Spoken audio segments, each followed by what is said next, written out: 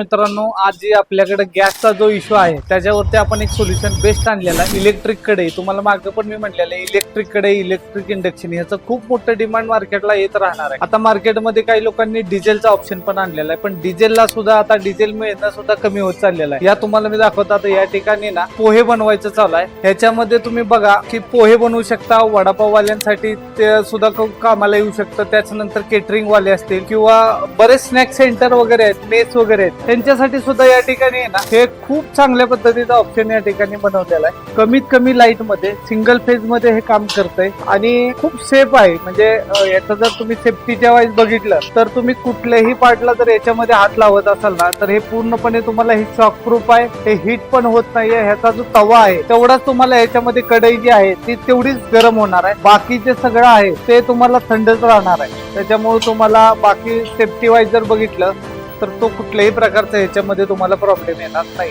हे पोहे बनवून आता आपले तयार झालेले आहेत. मित्रांनो, तुम्हाला सांगतो, तुमचा कुठल्याही प्रकारचा व्यवसाय असतो की आपण जे कढई बनवलेले तुमच्या प्रत्येक व्यवसायाला हे कामाला येणार आहे. त्याच्यामध्ये जर तुम्ही बघितलं तर आपल्याकडे 20 इंची, 22 इंची ते 28 इंची पर्यंत सगळ्या प्रकारच्या इलेक्ट्रिक कढई अवेलेबल आहेत. कढईमध्ये अजून काही वैशिष्ट्य आहेत. ह्याच्यामध्ये जर तुम्ही बघितलं तर हा कढई जी दिलेली आहे ती कढई पूर्णपणे नॉनस्टिक मध्ये दिलेली आहे. म्हणजे याला आपले कुठल्याही प्रकारचं जास्त करून चिपकत नाहीये. तर याच्यामध्ये आहे ना तासाला जवळजवळ 4 ते 5 युनिट लाईट घेतोय.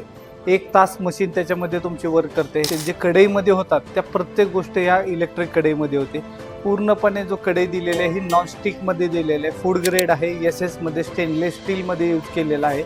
मटेरियल सगळ्या गोष्टींमध्ये छान वापरलेलं आहे. पूर्णपणे सेफ्टी वाईज जे गव्हर्नमेंटचे नॉर्म आहेत त्यानुसारच ही मशीन पूर्णपणे बनवली आहे. 40 ते 300च्या आसपास तुम्ही टेम्परेचर सेट करू शकता. एक चांगली गोष्ट याच्यामध्ये काय आहे, जर तुम्ही एका टेम्परेचरला जर हे मशीन सेट केलं तर ती स्वतःला एक कॉन्स्टंट ठेवतं. त्याच्यानंतर जे काही लाईट खायचं आहे ते तिथून पूर्णपणे बंद करून टाकतं. त्यामुळे हे स्टेबल ठेवतं. तुमचं जे काय ऑइल असेल, पाच बॉईल करायला ठेवलेलं ते तिथून पुढे त्याला स्टेबल ठेवतं. त्यामुळे तुमचं लाईट खाण्याचं प्रमाण देखील याच्यामध्ये खूप कमी. या प्रकारच्या इलेक्ट्रिक इक्विपमेंटसाठी आजच उत्तम इंडस्ट्री चिंचवडला भेट द्या. धन्यवाद.